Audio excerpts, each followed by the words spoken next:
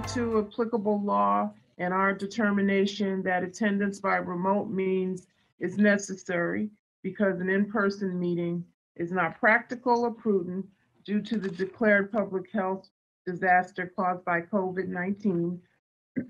This meeting is conducted by video conference. We will now have a roll call to establish a quorum. Will the alderman please make sure your microphone is unmuted?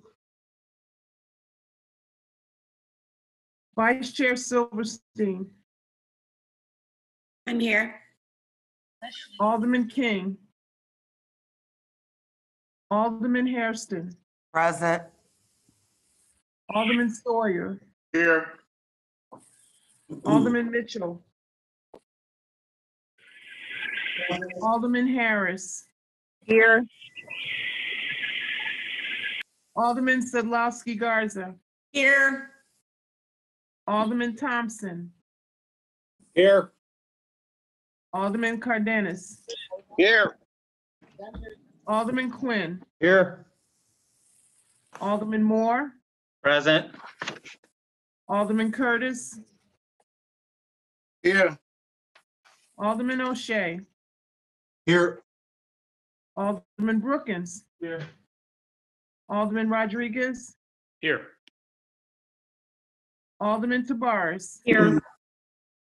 Alderman Scott. Alderman Burnett. Here. Alderman Urban. Here. Alderman Taliaferro. Present.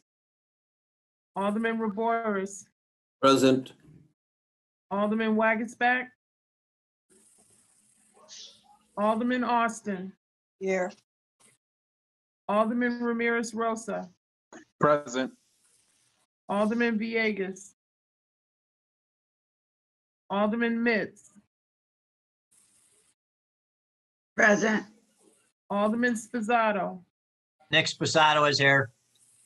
Alderman Napolitano. Present. Alderman Riley. Present. Alderman Smith. Present. Alderman Tunney. Present.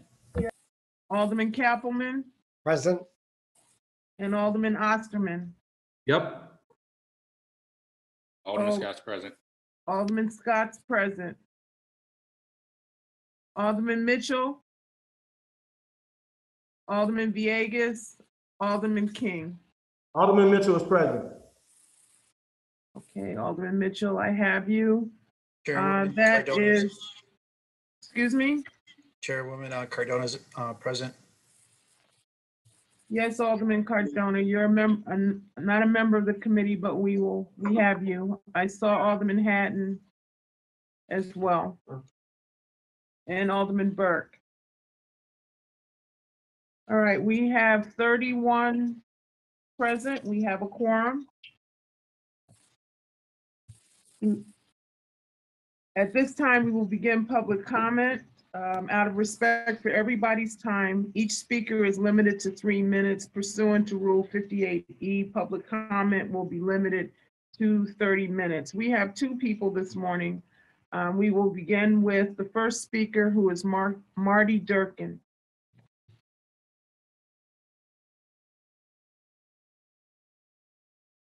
Good morning, Mr. Durkin. Mr. Durkin, please press *6 to unmute yourself. Good morning. Can you hear me? Yes, we can. Okay. Well, let me just start then. This is weird. I'm in my car. So, Madam Chair, honorable members of the City Council, I'm here this morning on behalf of Local 150, the Chicago Federation of Labor, our members, both private and city employees, to support the current budget. We've had a lot of conversations with the mayor's office over the last few months, and in a collaborative effort, we were happy to be able to work out some of our differences. We were challenged to put together a report that we were happy to supply to all of you. And in talking to many of you over the last couple of weeks especially, I understand that there are many other levers that you guys would like to explore as well. It's been a good faith effort from our perspective. We've always considered ourselves both partners of the council and the mayor's office. And this is not a perfect budget, but we are obviously not in a perfect world right now. Layoffs and furloughs, in our opinion, would have added to the problem of the big picture. We all understand that these employees are members of they're constituents of yours. They patronize our stores. They do a lot of things on many layers to help Chicago moving forward. And we recognize that there's much work to be done in the future, and we have our sleeves rolled up. We're ready to work with you. I also recognize the significance of the fiscal challenges, not just with the city, with our country, the globe. We have a global pandemic. Our members have answered the bell over the last 9 months. Many of them have gotten sick, and in some cases even worse. The services we provide are critical, and they have life and death consequences even in the best of times. I recognize that there'll be a lot of pushback and, quite frankly, anger, especially with the modest property tax that's included, but we recognize you as pillars of the community, and you recognize that our members pay taxes as well, and with all things considered, we'd like to try to keep Chicago moving forward at this time. I'd like to finish up by reminding the public, more so, as all of you are well aware, that a couple of years ago, through the General Assembly, we had a constitutional amendment passed called the Safe Roads Amendment, which 80% of the population of the state voted in favor of. 80%, I'll remind everyone again. That Safe Roads Amendment was a law enacted to protect infrastructure funds and make sure that they are spent accordingly. So with this and everything else that I've spoke on today is the reason that I am here to support this budget. Thank you, Mr. Durkin. Our second speaker is Jake Lewis.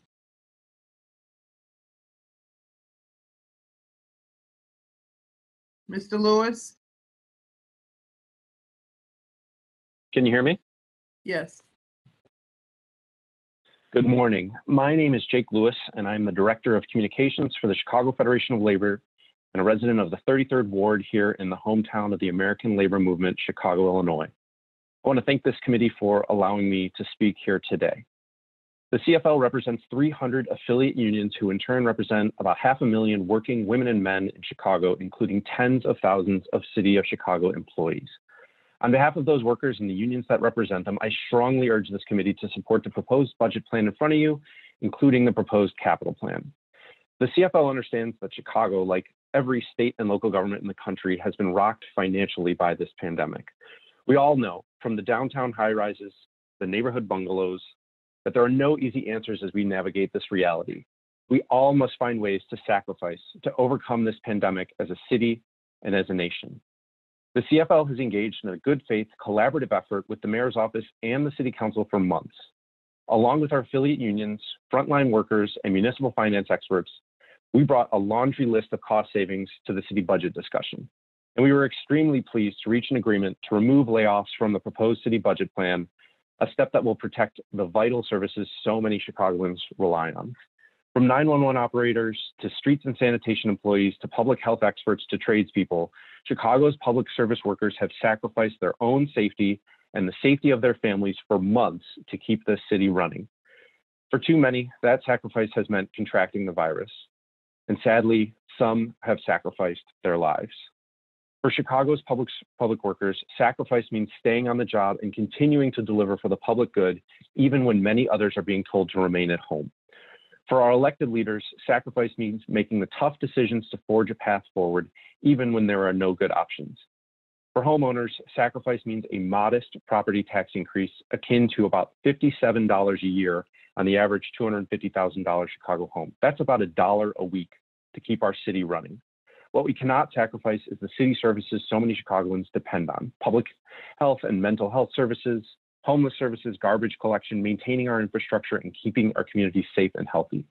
These services and the heroic workers who provide them are needed now more than ever.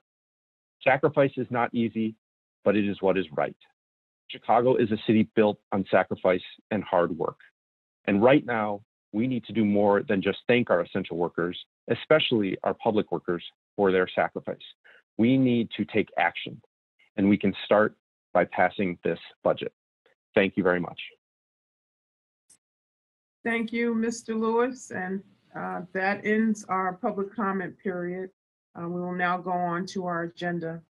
The first item on the agenda is an ordinance concerning an allocation of Neighborhood Opportunity Fund grant to North Lawndale Employment Network for the new North Lawndale Employment Network campus located at 1111 South Holman Avenue in the 24th Ward. We have with us today Aaron Dorsey, who is a financial planning analyst from the Department of Planning and Development, to speak on the ordinance. Mr. Dorsey? Madam Chair, before this Alderman Villegas would like to be added to the roll. Yes, Alderman Villegas, we will add you. Chairman Dow, this is Alderman Alderman Villegas. Villegas. Be added as well. Thank you. Thank you. Have you as well. Mr. Dorsey? Thank you, Madam Chair. Should I share my screen? Yes, yes. Okay. It seems I'm disabled from being able to do so. Can the tech guy give him sharing privileges, please? Yes, he now has privileges to share his screen.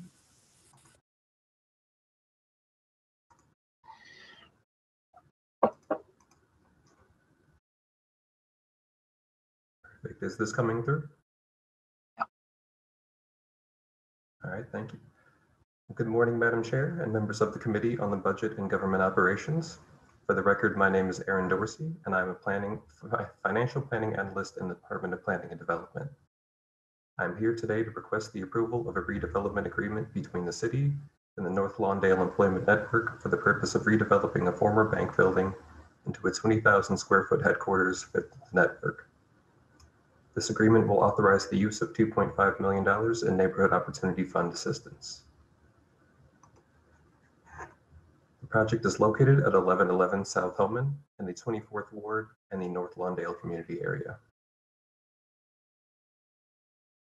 This slide shows the project location within the context of the neighborhood at the northeast corner of Holman Avenue and Grinshaw Street.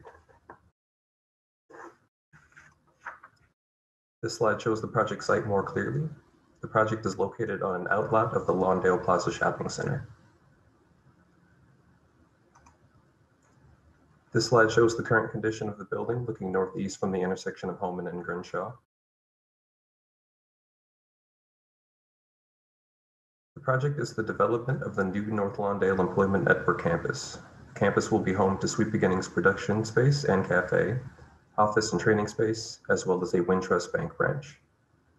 Founded in 1999, the North Lawndale Employment Network is a not-for-profit agency dedicated to assisting North Lawndale residents through employment services, transitional jobs, and financial capability training. This project was awarded a Neighborhood Opportunity Fund large grant of $2.5 million. All of the grant funds will be reimbursed to the developer for NOF eligible construction costs.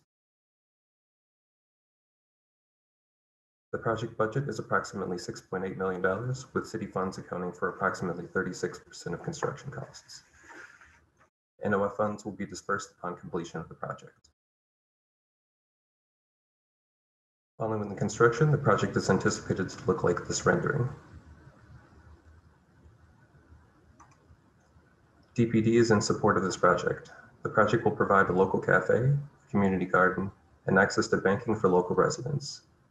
Additionally, the project anticipates creating 13 and retaining 41 full-time positions, creating 105 construction jobs, and the North Lawndale Employment Network is focused on hiring from within the community.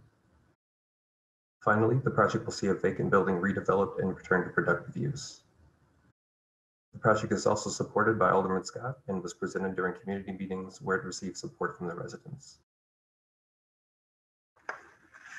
Thank you for your consideration of this request, Madam Chair, and I welcome any questions you or the committee may have.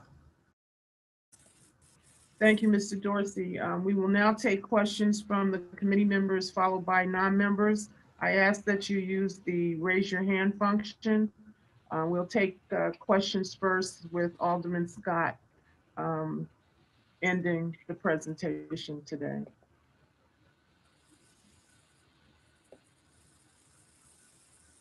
Well, no questions. So Alderman Scott, the floor is yours. Thank you, Madam Chair. This is a culmination of a project that has been, I think, in the works for, I'd say, the last 3 years. Brenda Palms-Barber, the executive director over at North Lawndale Employment Network, reached out to me and said, hey, we want to bring our 5 campuses that we have in the ward together and make sure that. Excuse me, someone has to mute. Continue, Alderman. Thank you, Madam Chair. So we want to bring our 5 campuses together where we do all of this great work, unemployment training, manufacturing, putting folks who are returning citizens, back into our community, and their signature program, which is the Sweet Beginnings LLC, which is a brand that they built from the ground up with honey that they make here in the city of Chicago, which is the best tasting honey in the city of Chicago. So if you guys do not have that, you should try it. And they want to reduce the employment in North Lawndale by 10% by 2023. And I thought that is a great opportunity to put this building that has been vacant for the last 10 years back on the rolls, bring all 5 campuses back together, and to help our community move forward. They've been an anchor in this community for quite some time, and I urge all of my colleagues to be supportive of this. Thank you, Madam Chair. Thank you, Alderman Scott. There are some questions, but with your, I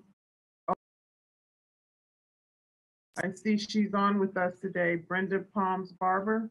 Say a few words, if that's okay with you, Alderman Scott. I will be delighted. Okay. Thank you. Brenda? Yes, thank you, Madam Chair. And friend, it's wonderful to have a few minutes just to tell you that I honestly think I work and live in the best ward in the city under the leadership of Alderman Scott. But this is probably one of the most exciting economic development initiatives that I've witnessed and thrilled to be a part of. We are committed to reducing the unemployment rate in North Lawndale.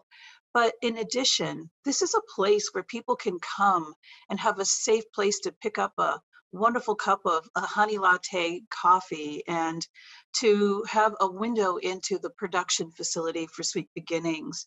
We anticipate tours. We really are excited about sort of creating a space on the west side that reminds you of downtown.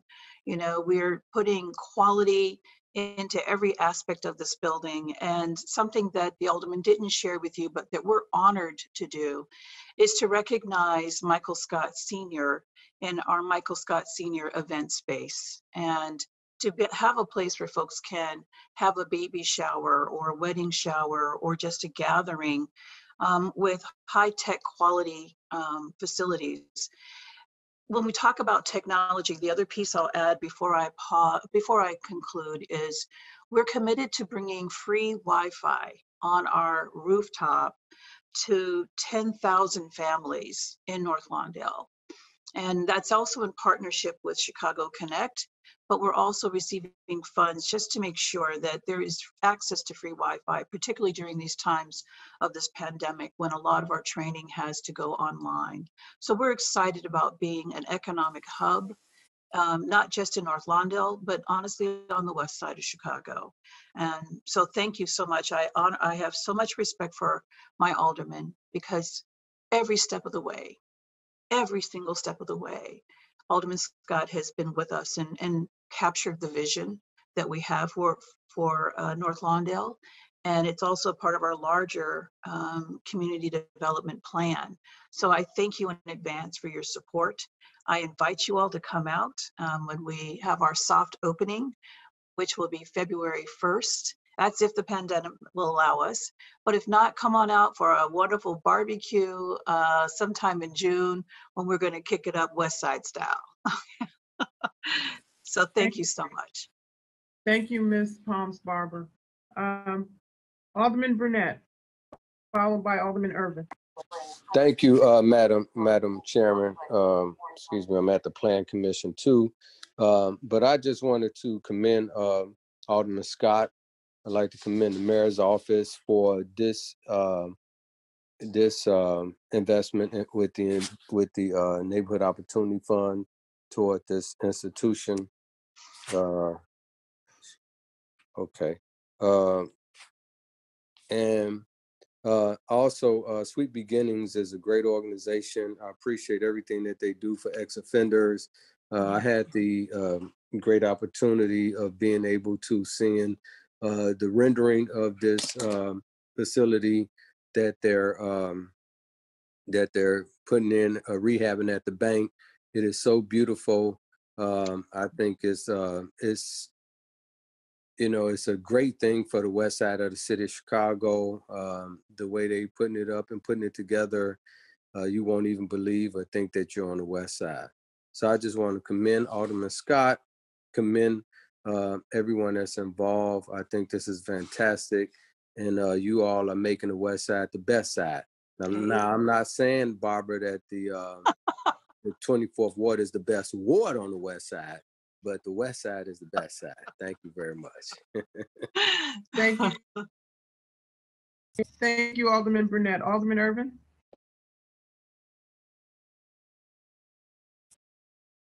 Alderman Irvin.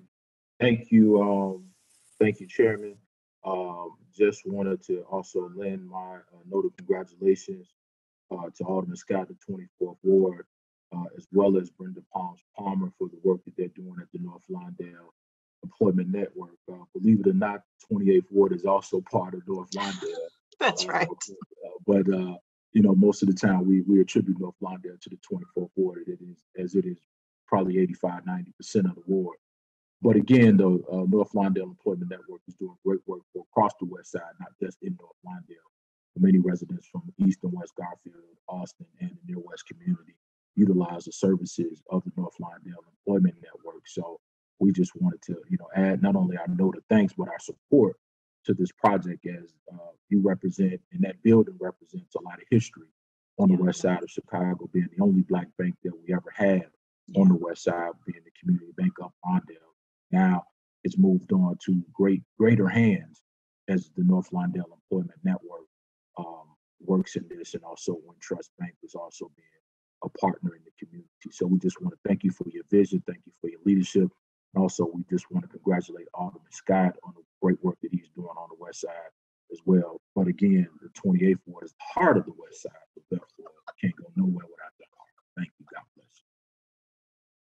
Thank you, Alderman. Alderman Osterman. I'll let the West Siders decide which ward's the best. I just want to send some love from the North Side and say, thank you, Brenda, we appreciate the work you do on the ground. And I just want to commend my colleague, Alderman Scott. As he mentioned, this project took 3 years to do, and it's an example of perseverance and collaboration.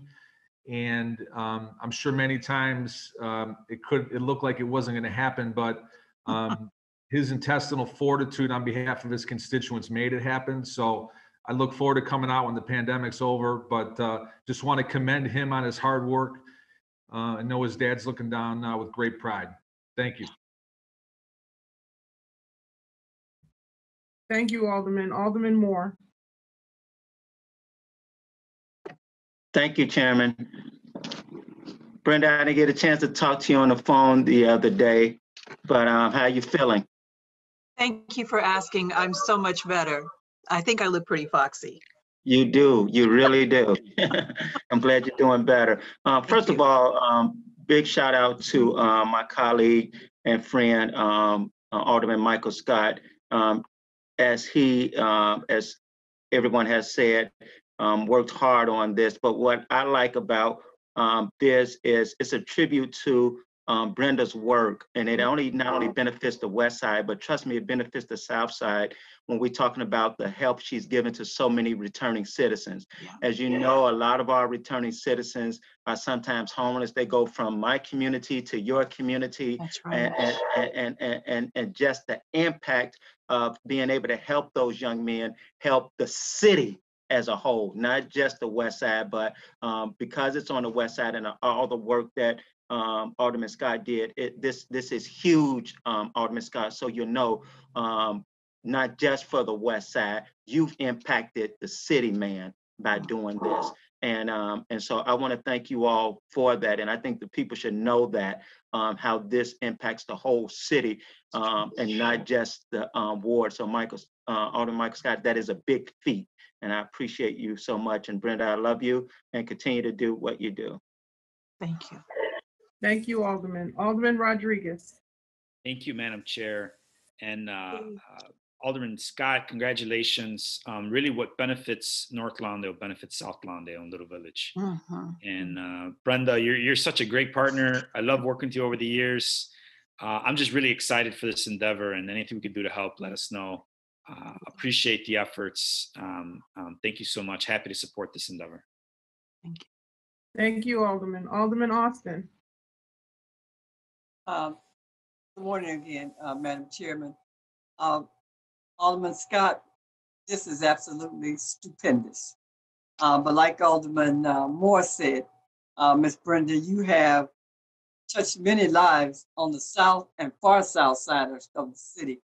So this project is just not, even though physically located in 24, but it will help so many more individuals that have depended on your services throughout this time. So we want to congratulate you. But Michael, I thought you was going to work on our behalf on the far south side as well. We're working on it, Chairman. But congratulations to you both. Thank you, Madam Chair. Thank you. Thank you, Alderman Austin. Alderman Cardenas. Thank you, Madam Chair. I echo, obviously, the sentiments of my colleagues, especially when it comes to Alderman Scott and the West Side. I think the West Side had such tremendous opportunity to kind of blossom, and the way he's doing it is perfect. I see the way he gathers his community and you know, gets creative about all the things that could happen on the West Side, from concerts to getting gatherings to folks to believe in that part of the city. I'm a neighbor to him, but I do see him. His passion for it. Even at the Park District, when I know he worked there, I know he's just amazing. I have a great respect for Alderman Scott and what he's doing on that end, and obviously this beloved organization that's on the West Side. So I'm all in, and I keep it coming. Thank you, Alderman. Alderman Pizzato. Thank you, Madam Chair. Just a simple congratulations to my friend and colleague, Mike. Congratulations, brother. Way to follow through with this and be impatient. I'm so happy for you on the West Side, and I just want to make one reminder to my South Side colleagues and friends that West Side, best side. Congratulations, Mike. Ooh. Alderman Burnett. Brenda, I apologize for calling you Barbara. Excuse me. I'm you know, three Zoom meetings at the same time. So excuse me. Thank you. Alderman Mitz. Thank you, Madam Chairman. I too want to congratulate my colleague for the work that was done. And I also want to congratulate Brenda, because she said something that was really important, and how hard that Alderman Scott had worked on the project. Yeah. So I think sometimes people need to know that projects that don't just come up, and it take a lot of hard work. So I want to commend her for giving kudos to the Alderman. That helps to encourage us to even work more. So congratulations, Alderman Scott. Thank you. Thank all the team that worked on it to make this project a success for the city of Chicago. Thank you, Alderman Mitts. Alderman Thompson. Thank you. Thank you, Chair. I too, from the South Side, we want to congratulate the West Side as well. To my colleague, Alderman Scott, congratulations on your work, and look forward to the opening. Thanks. Thank you, Alderman. Alderman Villegas. Madam Chair, I just didn't want to be left out of the congratulatory for my colleague, Alderman Scott. So I just want to say congratulations and look forward to working with him. Thank you. Thank you. Alderman Scott, I want to add my congratulations to you as well. As I told you recently, you're doing a heck of a job over there in North Lawndale. North Lawndale is definitely on the rise, and as someone who has family on Crenshaw, I can see that with my own eyes. So I wanted to congratulate you. And to Brenda, I wanted to just acknowledge all of your hard work. I remember when you were starting out with the bee colony over there by the railroad embankment, and how you've grown, how North Lawndale Employment Network has grown. And so I just want to congratulate you as well as you make another investment in North Lawndale. With that said, is there a motion to recommend approval of item number 1 on the agenda by the same roll call vote as was applied to determine quorum? Alderman Sawyer moves, hearing no objection, so ordered. The due pass recommendation of the ordinance will be reported out at the next City Council meeting on Monday, November 23rd. Thank you again, Ms. Brenda Palms-Barber and Alderman Scott. Madam Chair, before she goes, I just want to say that I cannot have a better partner over in North Lawndale in terms of moving my community forward than Brenda Palms-Barber. She has a heart of gold, and she works harder than she should. We had that conversation yesterday. But again, I look at her as a partner. She helps me with so many things and creating so many opportunities for the people in North Lawndale. And so I just wanted to thank her again and look forward to having all of you guys out at this campus when it's open, and it's going to be fantastic. Thank you, Madam Chair. Thank you, Alderman. Our second item on the agenda is an ordinance concerning the holding of remote administrative hearings. With us today, we have Anthony Rizzo, Deputy Director of Administrative Adjudication from the Department of Administrative Hearings, to speak to the ordinance. Thank you, Mr. Rizzo. You now have the floor. Thank you, Madam Chair, committee members. Again, Anthony Rizzo, Department of Administrative Hearings.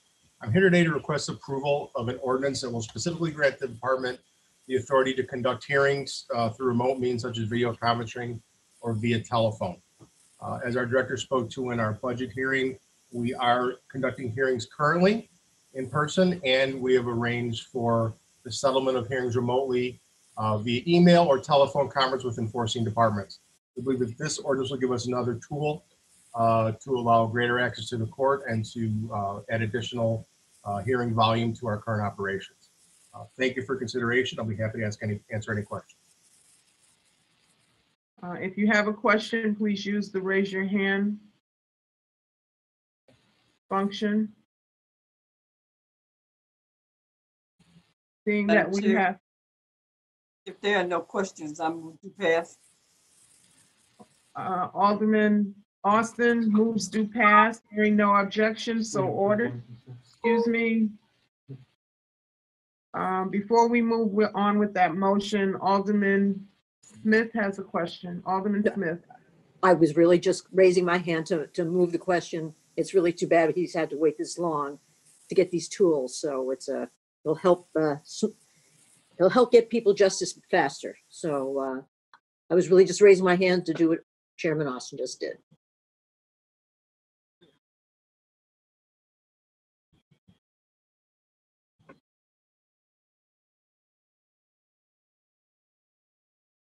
We will move due pass based on the same roll call as was applied to determine quorum.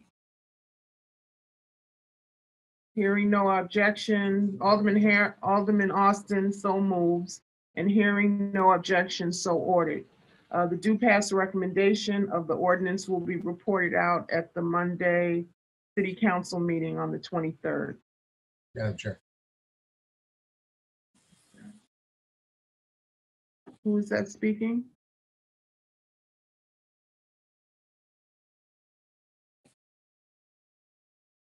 All right. I will go out of the regular order of the agenda and take item number 5 next. Item number 5 is a substitute ordinance concerning an amendment to the annual appropriation ordinance year 2020 within fund number 925 for the Board of Elections and Department of Family and Support Services. Can I get a motion to accept the substitute ordinance by the same roll call vote as was applied? Alderman Harris, so moved. Alderman Harris, so moved. Hearing no objection, so ordered. The substitute ordinance is now before the committee and will be explained by Deputy Budget Director Latoya Vaughn. Department representatives are also here this morning to answer specific questions. Deputy Director Vaughn. You're on mute. Good morning, Chairman Dow and the members of the committee. We're requesting to increase the 925 grant budget in the amount of $6,281,000. Of that, $3,236,000 are new COVID dollars, $3,045,000 are new grant funds. These will be for the Department of Cultural Affairs and Special Events, Board of Election Commissioners, Department of Public Health, Department of Family and Support Services, and the Chicago Public Library. The Department of Cultural Affairs and Special Events is requesting new private grant funds in the amount of $750,000 from the Chicago Community Trust for the Builders Initiative. These funds will be used to support the COVID Artist Response Part 1 program for $500,000 to develop 3 to 5 major works of art designed to respond to 2020 health, economic, and humanitarian crisis and political and social unrest with messages of unity, healing, and celebrations of diversity and inspiration for a strong future. Additional funds will be used to support COVID Artist Response Part 2, which is $250,000. These are aimed at re-granting funds to partners from Chicago that are focused on creating art designed with messages of unity, healing, and celebrations of diversity in all of the Chicago neighborhoods as possible, with a priority on supporting women, Black, Indigenous, and people of color, as well as the LGBTQ+ community. The Board of Elections is requesting new public-private pass-through grant funds in the amount of $2,270,000 from the Centers for Tech and Civic Life to the Board of Elections for the Elections Assistance Program. Funds will be used exclusively for public purposes of planning and or operationalizing a safe and secure election administration for the City of Chicago's 2020 election. This grant is a reimbursement for eligible expenses, including ballot drop-off boxes, election department real estate costs or costs associated with satellite election department offices, nonpartisan voter education, personal protective equipment for staff, poll workers and voters, poll worker recruitment funds, hazard pay, and training expenses, as well as temporary staffing. The Department of Public Health is requesting new COVID funds in the amount of $1,907,000 from the U.S. Department of Health and Human Services for the Immunizations and Vaccines for Children program. These funds will be used to support overtime costs of personnel during the response of COVID-19. These funds will go into fiscal year 2021. There are 29 FTE staff that are eligible for that overtime. The Department of Family and Support Services is requesting new federal pass-through COVID dollars in the amount of $1,288,000 from the U.S. Department of Education to the state of Illinois to the Chicago Public Schools to the Department of Family and Support Services. These funds are to support the Early Childhood Block Grant or the Governor's Emergency Education Relief Funds program. These funds will help DFSS to support childcare agencies that receive Early Childhood Block Grant funding for prevention and initiative birth to 3 programs and preschool for all, which are 3 to 5 programs, to bridge the digital divide by purchasing laptops and other devices for families and staff, to access programming for remote learning in 29 different zip codes across the city, to protect the health and safety of students by securing vital PPE for children and staff, and to help overcome the barriers created by COVID-19, and to ensure that all students receive a quality education during this period. This program is expected to serve 7,036 children, at the cost of $182 per child. The Department of Family and Support Services is requesting additional grant funds in the amount of $25,000 from the Corporation for National Community Service for the Senior Companion Project. These funds provide senior volunteers ages 55 and over the opportunity to serve as senior companions to other vulnerable seniors to assist them with light shopping and chores to allow them to continue to live independently in their homes. Additionally, seniors will receive a $3 stipend for their services. During COVID, seniors have provided remote support. The Chicago Public Library is requesting new federal pass-through COVID grant funds in the amount of $41,000 from the National Endowment for Humanities to the Office of the Secretary of State to the Chicago Public Library for the Illinois Library PPE program. Funding will provide personal protective equipment for Illinois libraries across the city. And that concludes our 925 amendments in the amount of $6,281,000.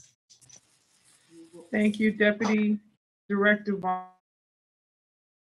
Thank you, Deputy Director Vaughn. We will now take questions from committee members.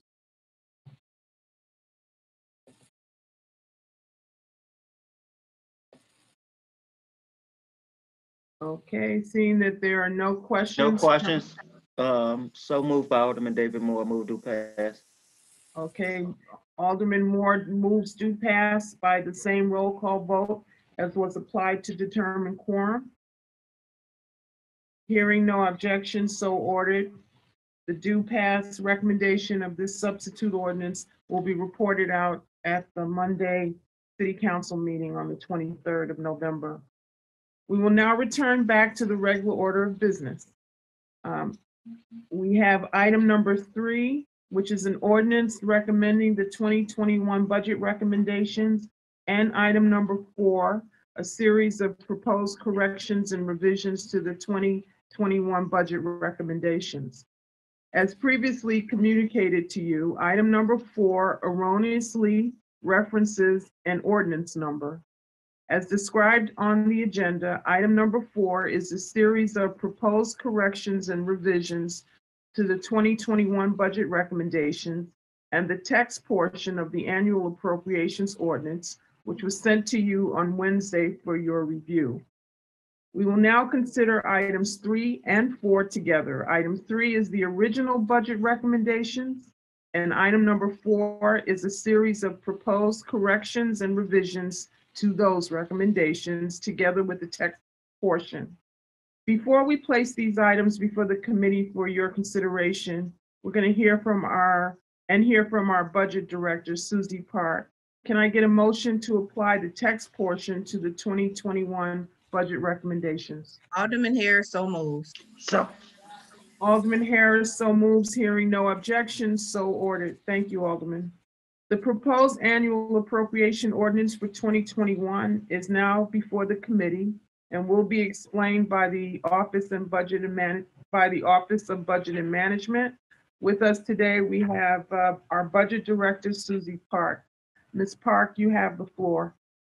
Thank you, and good morning, Chairman Dow, Vice Chairman Silverstein, and members of the Committee on the Budget and Government Operations. Thank you for allowing me to be here today to discuss the various items around the 2021 budget recommendations. Item number 4 that is before you today includes a series of proposed corrections and revisions to the 2021 budget recommendations. Key things to note are it includes adjustments across funds to account for the removal of layoffs as well as furloughs for non-union employees earning less than $100,000. It includes the creation of a line within the Department of Public Health of $1 million for the co-responder and solo responder model pilots. It also has the consolidation of the accountant and accountant technician title series across city departments. This consolidation has been in progress for some time, but was not completed in time for introduction, and as such is now being presented. And lastly, technical adjustments and corrections in various departments. I also wanted to take a quick moment to clarify, because I have received some questions around the $10 million that will be dedicated to violence prevention. Appropriation of these funds are already contained within the 2021 budget recommendations. 5 million of this will be coming from the Cannabis Regulation Tax Fund, and $5 million will be coming from the Community Development Block Grant CARES funding. This will bring the total investment for violence prevention to $36 million across all funds for 2021. Thank you for your consideration of this item. Thank you, Director Park. We will now take questions from the committee members and non-committee members. Alderman Smith. Thank you very much. Director Park, could you do that a little more slowly? Sure. Could you direct, we have like 12 things in front of us, so can you direct us to where some of those changes are in this proposal? Absolutely, Alderman. So the removal of layoffs and furloughs is actually across multiple pages. They're generally in Department 99 across multiple funds. So you'll see that line being reduced. The Department of Public Health, the $1 million that I did call out, let me get the page number for you, is on page 18. Okay, let me just, I may be on the wrong, oh no, here it is, yeah. I mean, most of these changes here are little jits and toddles, Yes, basically. correct. They're technical. Okay. Yep. They're technical things you forgot or something? Yes, But, they're, all right, fixing so up let me little. I just want to understand what I'm looking at here. Okay, so here's the Department of Public Health. Yep. So $1 show me what million you're, that is now, we consolidated, they were spread co-responding. across different lines, plus we increased it to, so that's the $1 million you see for the pilot program. okay. Throughout the entire document, you will see multiple accountant titles. So we have been working on consolidating across 7 titles into 3. So you'll see kind of just the changes, just adjusting titles throughout all the departments. So that's a majority of kind of the accountant titles you see across departments. And then lastly, you'll see little changes, people moving between sections or title fixes, things like that. And where will we find the changes for the change to the layoffs? So they're across multiple funds, but I could show you. So in corporate, I can give you the page number. Yeah, page number would help. So on page 32 of the amendment packet, you will see there the less savings from layoffs. You'll see it going from 15 to about 1.3. So what remains is the furloughs for our employees that are non-union who are earning 100,000 or greater. So you're going to see that across funds. And where do we have the corresponding revenue provision for the bonding that you're going to do for that? So the bond portion came yesterday in the bond ordinance, but the revenue offset is also on page R1 of the amendment package, which is the revenue side of it. You'll see that strike and add there. Okay. Thank you very much. That's all I had, Chairman. Thank you, Alderman Smith. Alderman O'Shea. Hey, Chairman, I just wanted to take this time for a brief minute to recognize all of the hard work, professionalism, and patience by you, Chairman Dowell. I couldn't imagine the Herculean task you've taken on these past several weeks, but also Susie Park, Jenny Bennett, Rush Masoni, the entire team. I do speak for all of my colleagues when I say we truly appreciate all your hard work and efforts on behalf of the taxpayers. I just wanted to mention that, Chairman. Thank you. Thank you, Alderman. Thank you, Alderman. Alderman Cardenas.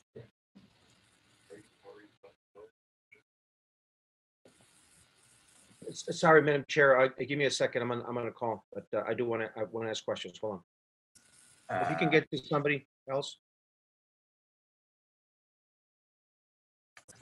Okay, Alderman Cardenas, you have to go, or else we have to keep moving. There's no one else that has questions to ask. Alderman Cardenas, one more time. Move to pass by Alderman David Moore. Hold on a second. Alderman Hairston.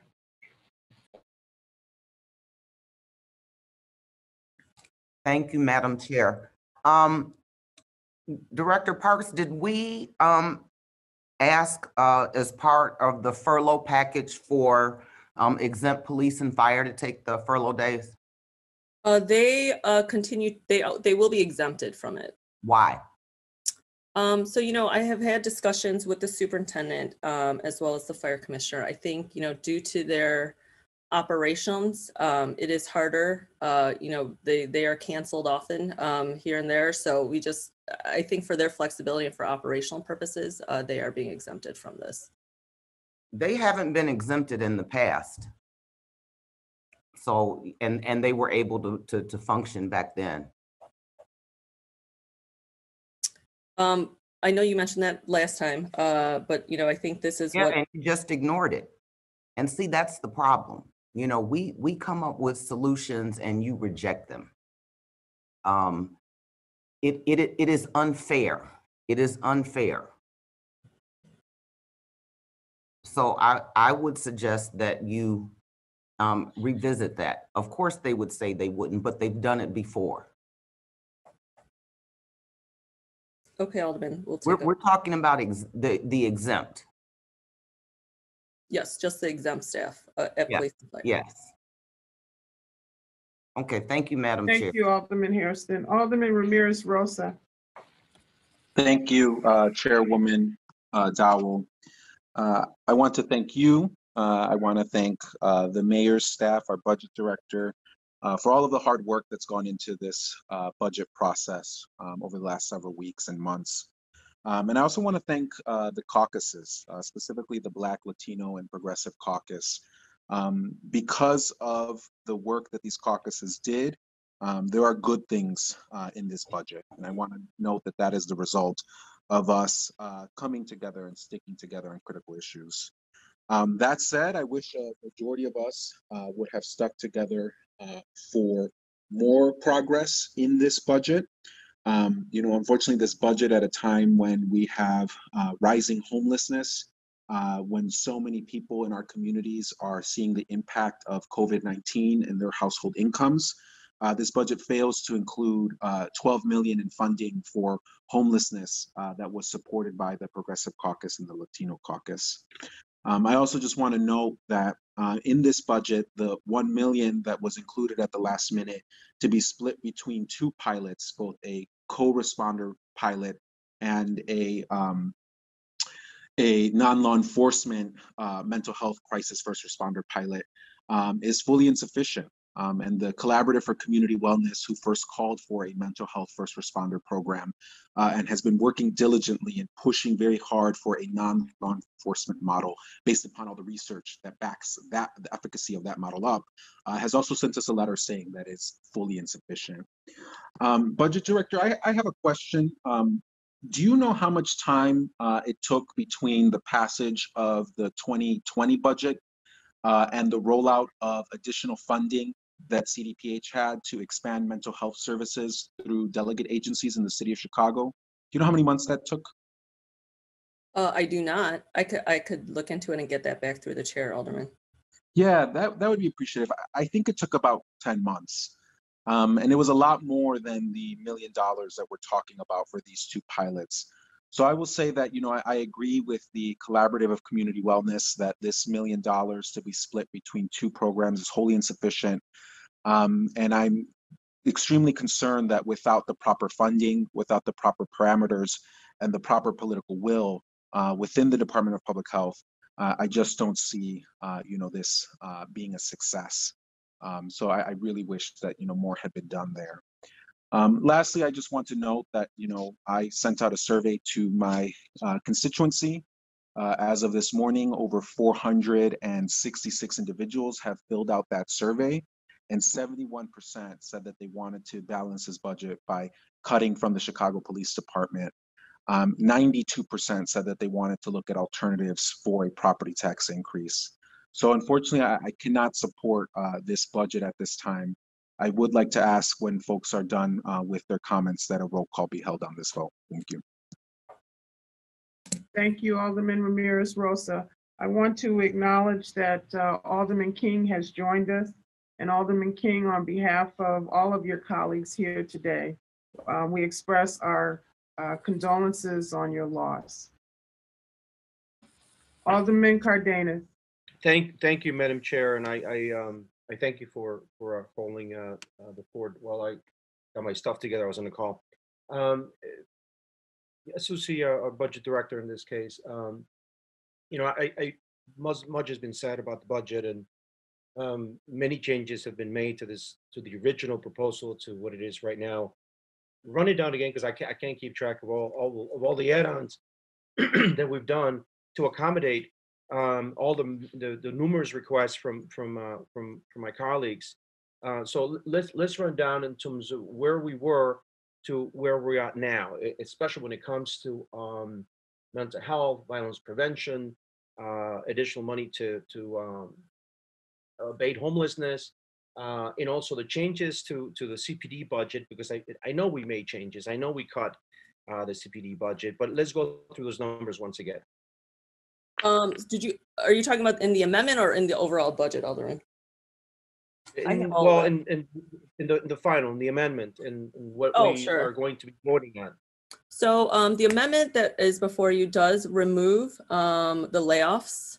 Again, as we talked about, it's across all funds. So it removes both layoffs and furloughs from all of our non-union employees that are below $100,000.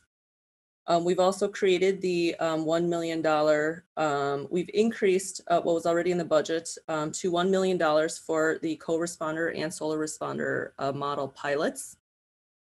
We've also, what you'll see here is a consolidation of various accounting and accountant technician title series across the departments. And that was just work that we were working on with DHR to consolidate between 7 titles down to 3. And then we have various adjustments and corrections across multiple departments. The other thing I did talk about was the $10 million that we're adding to our violence prevention investment.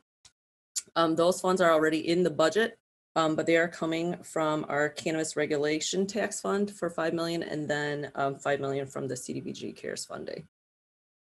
Okay, so great. What about the on the CPD budget? We've eliminated how many vacancies? I believe it's 618. 600. And what is the value of those vacancies? Sorry. Let me pull that back up here. Yes, 614. Okay, so what is the value of those vacancies? Of those, let me pull this up.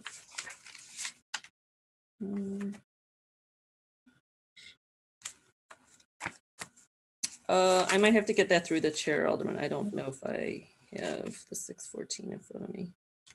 Okay. Okay, was there anything else, any significant changes that from the original proposal to what it is right now? Those are the major ones. I mean, there's little offsets within departments where they were changing between sections. You know, we were just fixing little things, but those are the big ones that I've called out. Okay. Well, I'm Madam Chair, I wanted to, you know, obviously take that information and just kind of make an overall statement. You know, I've been here in this council for many years. I think this is, I can't recall another year where we had such a robust debate about priorities in this city, and what happens next, and what looms larger than ever in this huge budget deficit that we face this year and potentially next year. And in years past, we've always wanted to tackle huge problems in mental health and violence prevention, and we could never get there.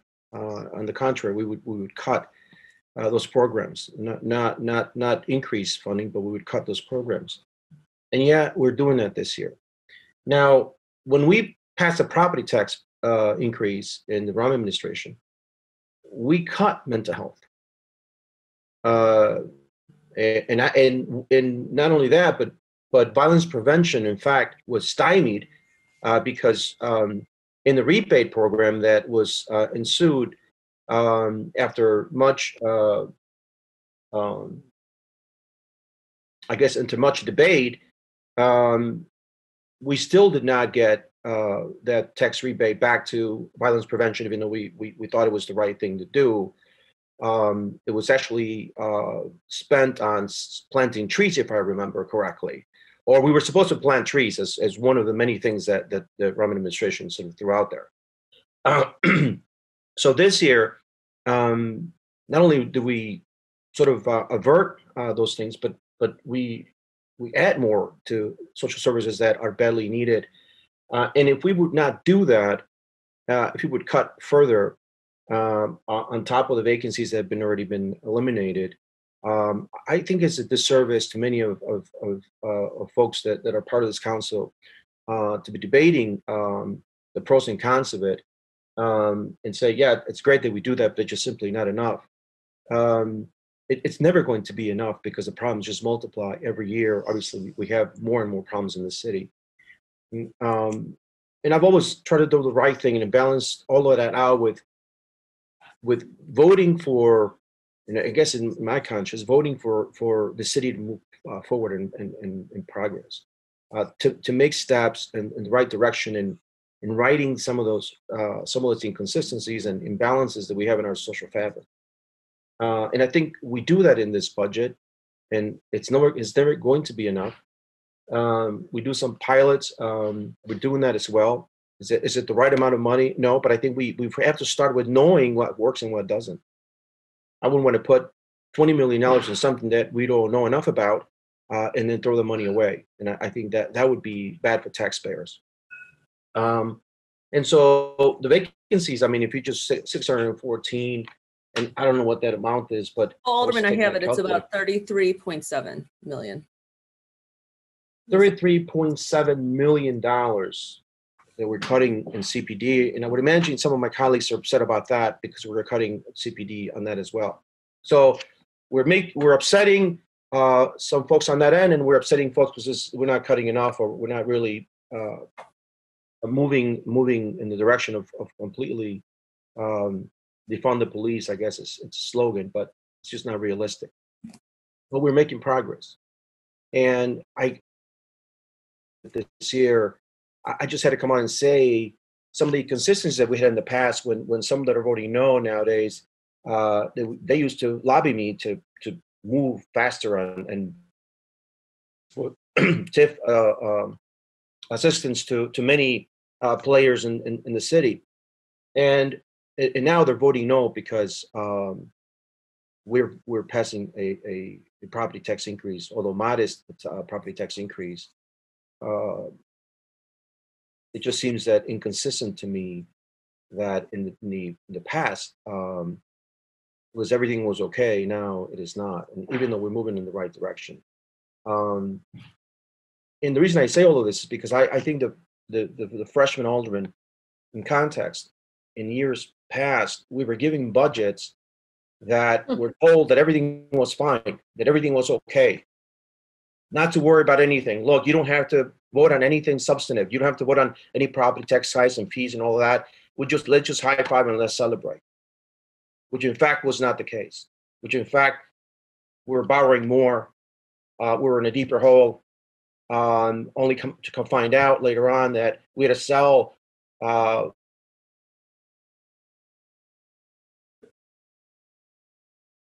for all the decisions that have been made.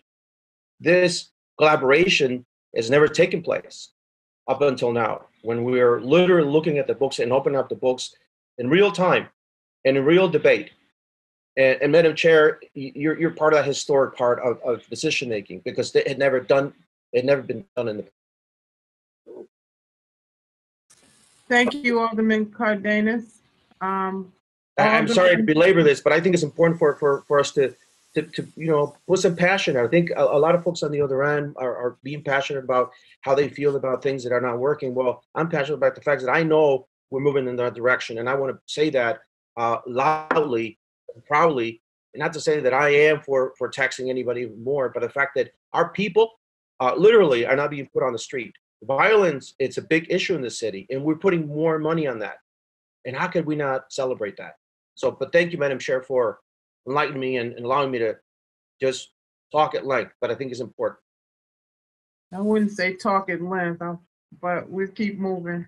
Alderman Cicho Lopez. Thank you. Thank you, Madam Chair. And I also wanted to echo your condolences to Alderman King for the loss of her father. Thank you to you for your work during the budget season, and as well to the mayor's staff. Had a few questions about I understand there was an increase from $26 million to $36 million for violence prevention programs. So there's a $10 million increase. Do we have details about how the distribution of funding is going to happen, or what's the process for that?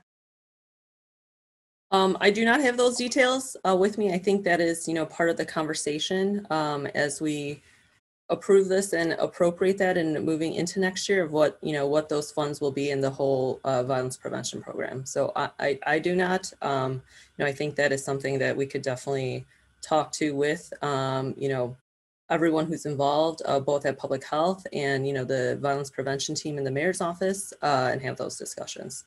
Mm-hmm. So yeah, hopefully we can get some details so that the allocation is equitable and based on the huge issue of violence that we have across the city. My other question is around, yesterday was announced an increase of $14 million, I believe, for testing, increasing our testing capability. Where does that come from, or how does the $14 million came about? I'm actually glad that we finally respond. There was an important part of prevention testing. So I had that question for you about the increase of testing capability. I believe that's the right amount, but you can correct me if I'm wrong. And where does that come from? I believe public health is, I think they're online here. I believe it's grant funded, but I will have to confirm with you, Alderman, about where that's coming from. Okay, please, if you can just give us some information. Yeah, if it's grant funding or what is that? I really do believe that given the huge positivity rates, I do believe that's an important part. And, we have areas where we're testing at a greater than 20%. So I think that permanent testing sites are important. My other question in terms of the layoffs, I understand that, that all layoffs are, off the table right now. Is there any risk, I think I got in this question before, of any changes in terms of, future changes or lack of projections, anything that can put a risk for future layoffs, or that's completely off the table? That is completely off the table for 2021, yes. Thank you. My last question is around housing. I know that my concern was actually two more questions, but the one around housing, I know the corporate fund only allocates $10 million from the corporate fund for the housing department. Is that correct? So the investment we made last year, or for this year, which was the $10 million, is carrying over into 2021. But there's also significant grant funding, that has come through CARES Act, both that we appropriated this year, that is also carrying over into next year for housing as well. What is that carryover for next year from the CARES Act? So let me see here. We had, for this year, in 2020, we had the $87 million in CARES Act funding. This is for both emergency housing relief and homeless prevention. And then next year, I believe the carryover is about $54 million. I'm just going to verify. It's 52.5 million is carrying over into next year for 2021. Okay, so it's $52.5 million. In terms of, I think the huge concern that we have, given the situation on homelessness, I think that across the city, our concern is definitely is just simply not enough. I know that there has been a proposal from different groups. I think the Latino Caucus put a statement yesterday to ask for an additional $12 million. I'm not sure that was even considered. But my concern in terms of the housing investment that we have, and I see in terms of emergency housing, $52 million. I do think that number is pretty low. In terms of the creation of affordable housing, we have, I just want to verify the numbers where we ended up, given the suggestion of the Latino Caucus. Is this the $12 million you're speaking of, Alderman? Yes, and then I don't know what was allocated at the end, but if because I want to just match the numbers, I don't think the $12 million made it to the budget. Correct. It is not in the amendment, but we do, like I said, we have the $10 million that's carrying over, plus the 52.5 in CARES Act funding that will be going towards housing and homeless prevention in 2021. Yeah, my last question in terms of the mental health, there was a $1 million. If there's any changes to, is there any possibility or any amendments at this point? What is the process in terms of any? I know this is because of the Latino Caucus has made some asks. I know that the budget coming in is quickly. Is there any possibility? My concern around mental health and housing again. Are you speaking specifically about the pilot program or just mental health? The pilot and mental health in general, both. So like I said, last year, all the money that we put towards mental health in 2020, all of that's carrying over next year. So that was I think it was 9 million, plus the 10 million addition in CARES Act funding that we have this year is carrying over into next year for mental health. And on top of that is the $1 million that we have for the pilot. That is in the amendment that you currently have. Thank you. I think that's the thing. One of the things that Alderman Cardenas mentioned in terms of the loss of half the mental health facilities. I'm concerned about and I will end with this. In the property tax levy, we had a conversation with the assessor's office and local commissioners. My local Cook County commissioner. There is a resolution that was introduced today in the county to assess, for the assessment, to look at the accuracy, and also the report from the treasurer's office. We have, increases of 500% in my ward in particular, and then we have big development like the 78 coming soon. I'm really concerned about that levy, the $94 million levy. On the facts, I do think that it's important that we take those considerations into account. Not every community, I guess, has the same difficulties, but I am concerned about the increase of property taxes. I think for the, for our colleagues, I think I urge that we are honest about the conversations that we're having. I don't think everything was at the table. Alderman Cicho Lopez, do you have any questions related to the budget that we're under consideration at this point? Any other questions related to what we're voting on, 3 and 4? Yeah, Madam. I hear other colleagues have the liberty to make statements at the end. I just have an extra. You've made statements, and your point is well taken and clear, but we need to move forward. Yeah, I'm just ending my participation with the budget, and again the concerns in terms of the property taxes. I know that there have been proposals around TIF surpluses and TIF readjustments. That was not at the table. I think that is my concern. I just want to respond to some of the comments that were there, that there was a conversation and a debate about this. That was just simply not the case. Neither this is a people's budget. This is a budget that is going to hurt a lot of people in the city of Chicago. Thank you very much, Alderman.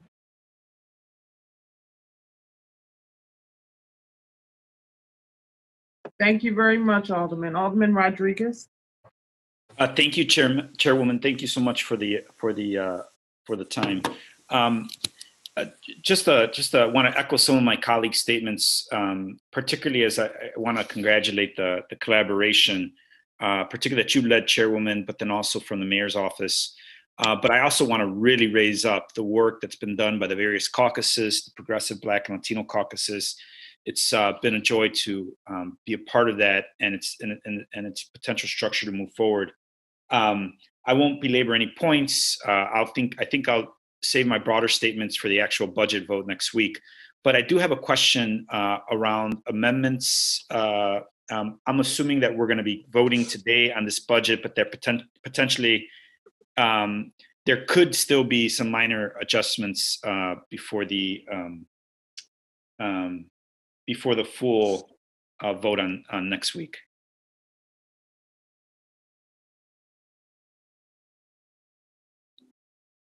Oh, is that a question? So, we have before you the amendments, which hopefully if passes, will be part of the final budget package for next week. So I just wanted to raise up some of the work on the mental health front from some of the folks leading the fight on a mental health first responder effort. I'm hoping that there's continued movement there. I hear some good signs towards that. And I just want to be put on record that, I'll continue to be fighting for that and hoping for that to move forward even more than it has already. There's been significant improvements to the original budget that's been presented to us, particularly as it relates to violence prevention. Most importantly, to what we hear about the layoffs going away, what we see in the layoffs going away. That's very important for my base. It's very important for my community, and I'm glad that's there. Thank you, Madam Chair, for the time. Thank you, Alderman Rodriguez. We will entertain a roll call vote for items 3 and 4 together. I will call the roll. Please unmute yourself. Vice Chair Silverstein.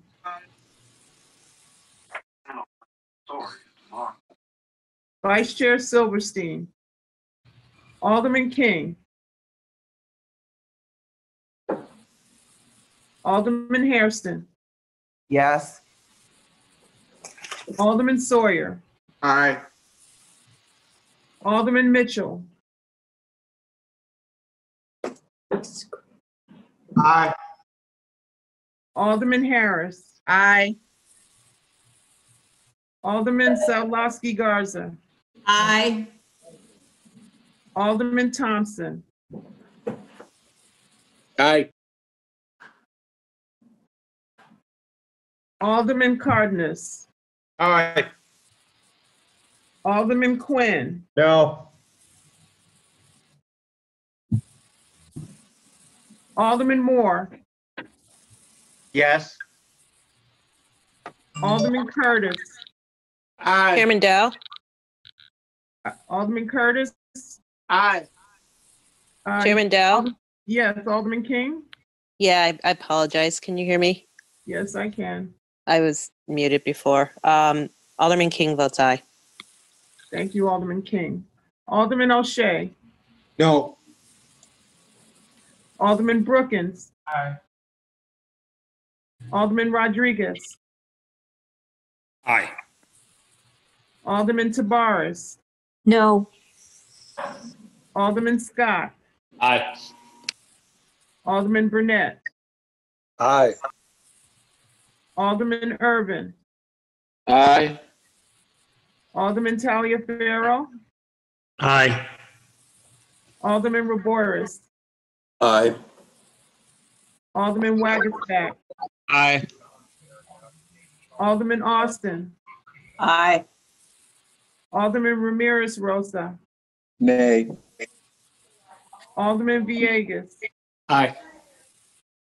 Alderman Mitz. Aye. Alderman Spizzato. Aye. Alderman Napolitano. No. Alderman Riley. No. Alderman Smith. Yes. Alderman Tunney. No.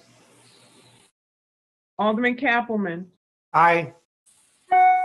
Alderman Osterman. Aye. Chairman Dowell votes aye. Alderman Silverstein votes no. Chairman, Vice Chair Silverstein votes no. What's this happen? 2015.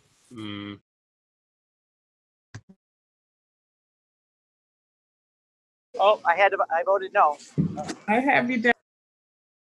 The I think we have to be consistent. I'm Madam sorry. Chair, you're muted. Alderman, You're on mute, excuse me. madam. You were going in and out, Chairman. I'm not on mute now. Items 3 and 4 together passed by a total of 26 to 8. Is there a motion to reconsider from Alderman Harris? Please Motion to reconsider the by vote. Alderman Magisbeck. Okay, motion to reconsider by Alderman Wagisback. All those in favor signify by saying aye. All those opposed? No. No. The nays have it, so the motion fails.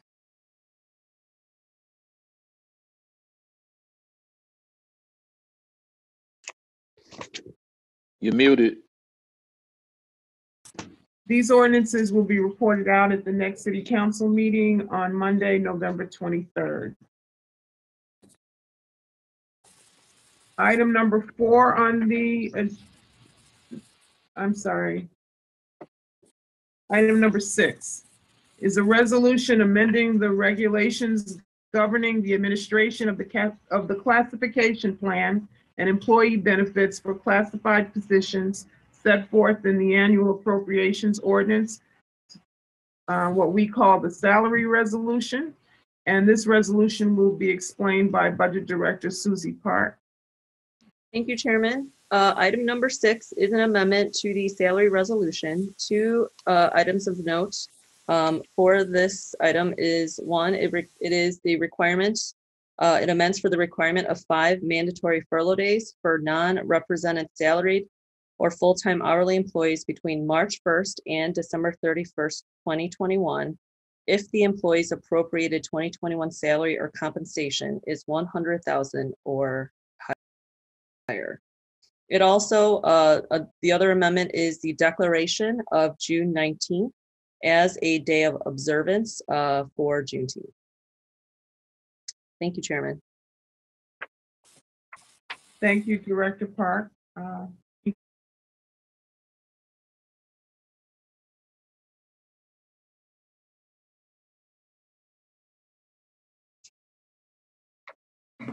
You're muted. Pat. You're muted. You know, I told you guys I had a very touchy laptop. Is there a motion to recommend approval Do of pass. item? Who was it? Riley. You have touched Alderman being Riley so touchy. moves. And hearing no objection, so ordered. The due pass recommendation of the resolution will be reported out at the city council meeting on the 23rd of this month. Yes, okay.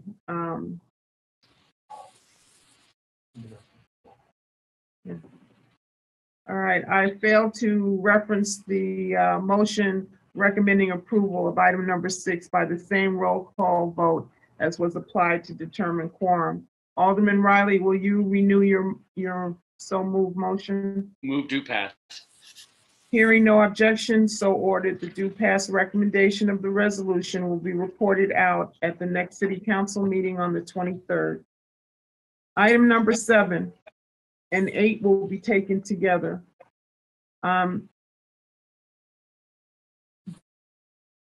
Number 7 is an ordinance approving an intergovernmental agreement with the CTA and Cook County for the allocation of motor fuel tax funds to the Chicago Transit Authority as year 2021 matching grant pursuant to the Regional Transportation Authority Act. Item number 8 is an ordinance concerning expenditure of portions of the motor fuel tax fund allocated to the city of Chicago for year 2021. As I said, we will consider these items together. Both ordinances will be explained by Budget Director Susie Park. Thank you, Chairman. As you stated, item number 7 is an ordinance approving an intergovernmental agreement with CTA and Cook County for the allocation of $3 million from the city's motor fuel tax funds to CTA. This is an annual allocation that the city and county provides as a matching grant pursuant to the Regional Transportation Authority Act in order for CTA to receive RTA funds. Item number 8 is an ordinance approving the expenditures of the portion of the state motor fuel tax funds that has been or may be allocated to the city for the period of January 1st, 2021 and ending December 31st, 2021. Thank you, Chairman. Thank you, Director Park. Is there a motion to recommend approval of items 7 and 8 by the same roll call? So moved, Chairman. Alderman Smith. Same roll call vote as was applied to determine quorum. Alderman Smith so moves, hearing no objection, so ordered. The due pass recommendation of items 7 and 8 will be reported out at the next city council meeting on Monday, November 23rd. Item 9 on the agenda is an ordinance amending municipal code chapters 2-51, 2-84, 5-12, and 9-103, also called the 2021 Municipal Code Corrections Ordinance. This ordinance will also be explained by Budget Director Susie Park. Thank you, Chairman. This, as you stated, is the item number 9 is the Municipal Code Corrections Ordinance. We're making a very small touch-ups to the 4 areas of the municipal code as outlined in the agenda.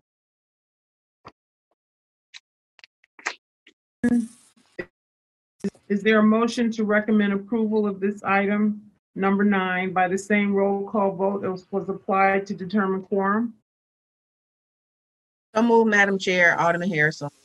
Alderman Harris so moves, hearing no objection, so ordered. The due pass recommendation of this ordinance will be reported out at the next city council meeting on Monday, November 23rd. Item number 10, an ordinance amending municipal code chapters 2-112, 4-4, and 7-32 concerning various department functions and duties and the creation of a new city council standing committee. This ordinance will also be explained by Budget Director Susie Park. Thank you, Chairman Dowell. Item number 10 is the 2021 Management Ordinance, which amends various department functions and duties and creates a new city council standing committee. The summary is as follows. Article 1 is the Clean Indoors Act update. It corrects the code to clarify that new private clubs are prohibited from allowing smoking indoors.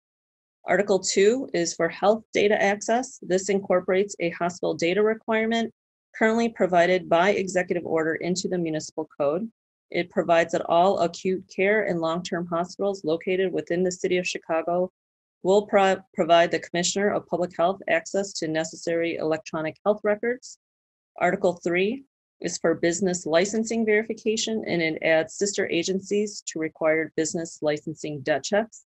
And then Article 4 is a resolution creating the new Committee on Immigrant and Refugee Rights. Thank you, Chairman. Thank you, Director Park. We have a question. Alderman Sawyer.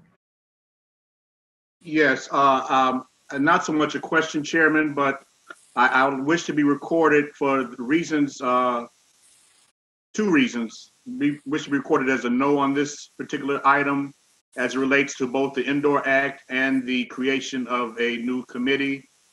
As it relates to the Indoor Act, I just feel that it's just against our interest, and on the other one, I just think that it is unnecessary. Thank you.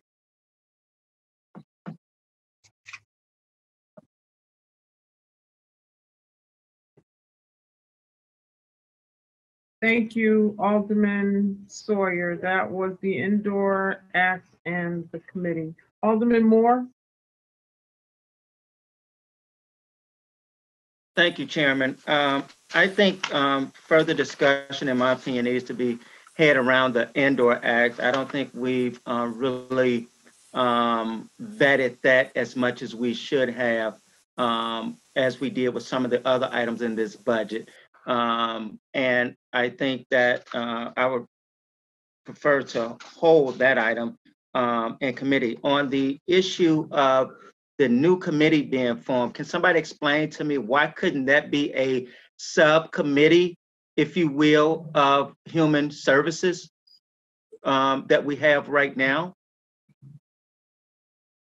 Thank you, Alderman. In terms, well, so I do have health, I believe, here, in case you do have questions on the Clean Indoor Act.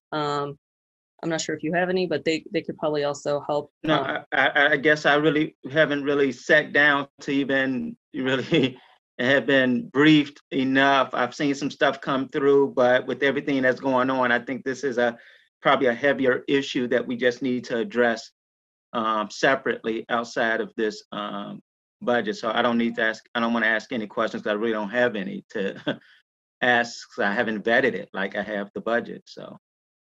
And then, so in terms of your question on the new committee, I know we've talked about this in briefings to that question. And, you know, I think given what we've seen, you know, around the census and, you know, other issues around immigration, you know, I think the administration felt that it was important to have a committee solely dedicated to those issues. To really, you know, work with our immigrant and refugee committee on various issues. I agree with those issues, but I think the reason why we got a human relations committee, when we start, I'm gonna just be honest, when we start separating out specific committees for specific people, I mean, I can't, it's hard for me to vote, I'm just be blunt, and there's no committee on African-American issues. Right. And we take those to, you know, Human Relations Committee. And so for that, you know, I agree those issues should be attacked, but I think they could be handled in the Human Relations Committee in the form of a subcommittee. So I'm gonna just make a motion. I don't want to. I want to make Point of information, Chairman. I want to make a motion to hold these items. I second it. Madam, Point of information, can someone Alderman from Sawyer. the Latino caucus? Just wanted to address Alderman Moore's statement. Those matters are currently being handled in Health and Human Relations, and quite honestly, I've received no complaints about how they've been handled. All immigration matters have been handled directly out of our committee. Thank you. Alderman Hairston. Thank you. And followed by Alderman Smith. All right, so Alderman Moore had a motion. I second it. I do believe that it is properly in human relations, and we don't need to create a new committee. Director Parks, how much did you budget for that committee? I believe, let me get it's about 111,000. Well, we could use that in mental health. You know, the more the merrier, but and I don't think that we should be, you know, setting this precedent, as Alderman Moore said. Then we'd have to have a special committee for everything. It is properly and has been handled in human relations and should remain there. Madam Chair. Madam, hold on a second. Alderman Hairston, your motion is not in order because you are ruling on a portion of an ordinance and not the whole ordinance. So what I would like to do is recess the committee for about 10 minutes. And the committee will be in recess for 10 minutes. Okay, and just for clarification, it was Alderman Moore's motion. Yes, I'm sorry. You are absolutely correct. Alderman Moore. And we will stand in recess for 10 minutes. We have item 10 on our agenda still with 2 more items to complete our business this morning. With that said, I call on Alderman Sawyer. Thank you, Chairman. At this time, I would ask that we Move do pass on item number 10 by the same roll call vote as was used to establish quorum, with the exception of me being excluded. Chairman, people had their hands raised. I'm hoping that this will resolve that matter for the additional hands being raised. All right, I don't know if these hands were raised prior, or if you don't have anything to say now, can you please remove or lower your hand so I can be sure to call on those who have something to say. Alderman Smith, followed by Alderman Moore, because I don't know who had their hand up first. Alderman Smith. But she lowered her hand. Thank you. I just had a question about the smoking clubs. Is something being done with that right now? Does the smoking club issue apply to a cigar bar? That you can't smoke inside a cigar bar? Director Park? Yes, thank you, Alderman. I'm actually going to, I think Public Health is on our Zoom today. They will probably have more information. Because we passed a law about that a while ago. So my understanding is that this is a cleanup of the code, and that, you know, this should not change anything, but I want Public Health, if they're on. So that's all I need to know if that's the case. So let's find out. This would not affect cigar bars. That's right. Okay. This is just a cleanup. It doesn't have any substantive change to requirements. It's closing a loophole and making this be aligned with the original intent, and not having a difference between what was grandfathered in and what doesn't. It doesn't have any actual change to requirements. Okay, thank you. I have no further questions. Thank you, Chairman. Thank you, Dr. Arwady. Alderman Moore. Thank you, Chairman. Although you said my motion was out of order, I want to draw that motion to hold. Also, as you all know me, this is anytime I see there's an opportunity to have good conversation as it talks about both equity and even or race relations, sometimes those are important. This committee on immigrant and refugee rights that the mayor has put forth before us is one that, yes, definitely is needed. But what is also needed is effective communication, because one of the things we don't do is communicate enough. And so I probably missed some things in some of the meetings, number one, but the other part to that is when people, whether it's the press or anybody, pick up that these things are just relating to certain ethnicities and stuff like that, when it's a whole range of people from all different backgrounds that are a part of this. And those people voices have to be heard as well, whether you're from the Caribbean, whether you're from Haiti or the African diaspora, all of that matters. And so as we continue to dialogue this, as I got calls from people who have supported me, whether it's from the Haitian community or the African diaspora, all of this becomes critical, such as a committee like this. And these are the same people who are supporting me for things like a person who was from Haiti, like Dusabo. And that's why it's important that we pass things like having Dusabo Drive, having a holiday, having a statue. So I have no doubt, and I'm in support of this, but we got to continue to raise that awareness. And the mayor sometimes is always sometimes even thinking ahead of us, which is good. That's why she's in the leadership role that she's in.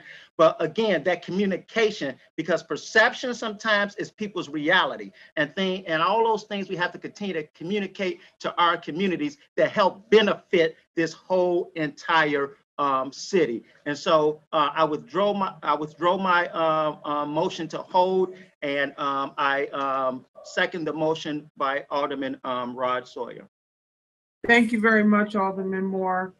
I totally agree with you that in continuing dialogue on this matter and others is important to the future of our city. And so hearing no objection, so ordered, the approval of this item, which will be reported out at the next City Council meeting on Monday, November 23rd. Thank you all for your patience again. Item number 11, an ordinance introduced by Alderman Samantha Nugent, 39th Ward, authorizing the donation of a city vehicle to Elderly Housing Development and Operations Corporation. Alderman Nugent, are you here with us this morning? I am. Thank you, Madam Chair. Thank you for hearing this today. I'm very excited about it. This bus will serve over 500 seniors who reside in the North Park Village. It's an affordable senior housing complex, and this ADA compliant bus will support them with errands and getting to and from the grocery store, doctor's appointments, and even moving about the very large campus. So thank you for your time and to the committee's time and consideration today. Thank you much, Alderman Nugent. Is there a motion to recommend approval of item number 11? Alderman Scott. So moved. By the same roll call vote as was applied to determine quorum. The voice I heard was Alderman Spizzato, so moves.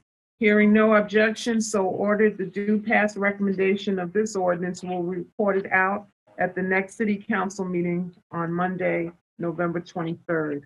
Nice job, Samantha. Thank you.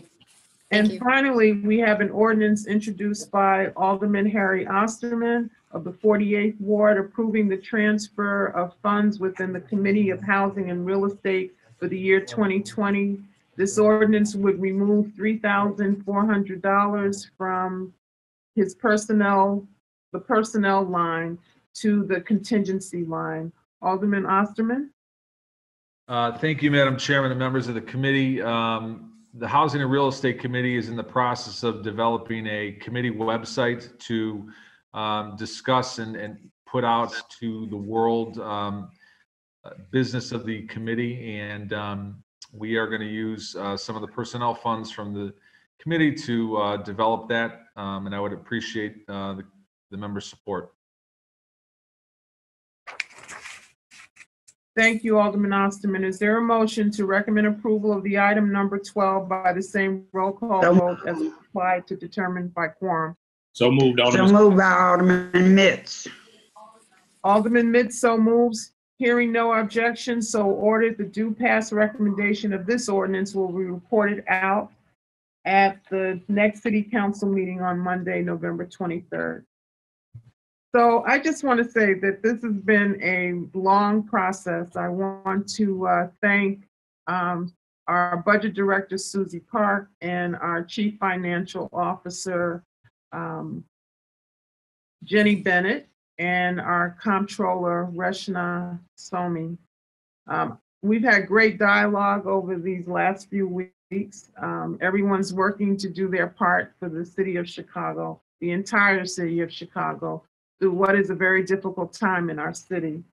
I want to thank the mayor for her leadership and all the department heads and IGA as we have rowed this boat to almost to conclusion. And I want to thank you all for being patient this morning. There being no further business before the committee, can I get a Madam Chair, motion? one item of business. Cardenas moves to adjourn. Alderman Sawyer, is that whose voice I hear? Yes. I actually want to move to suspend the rules and give you a standing ovation for your job well done. Oh, thank you so much. I appreciate it. I can't stand, so I'll just clap. Hey, great job, Chairman. Thank you very much. Chairman. You and your Thank staff, and your Thank staff you. too. Yes, and I want to thank my staff. That book is awesome. That book is awesome, Chairman. Renee Barrera, Brian Friedman, and James Mendez. Thank you so much for service to the city of Chicago. Cardenas moves to Committee. adjourn. Who? Cardenas moves to adjourn.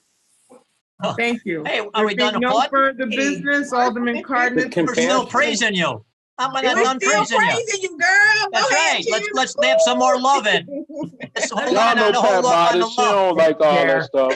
No, I It's the don't hurry. like Jason. I don't like all that. We've been on for 3 hours. She don't like all that stuff. Now leave her alone. She did her job. She all good. You did a great job, Pat. Let's adjourn Thank this you. meeting and we're gonna have some dinner later. Went above and beyond. Alderman Cardenas moves that we Hopefully adjourn. no more than 8 No people. objection, so ordered. The Committee on Budget and Government Operations. I object. I object. I want us to go on for weeks and weeks. Take care, everyone.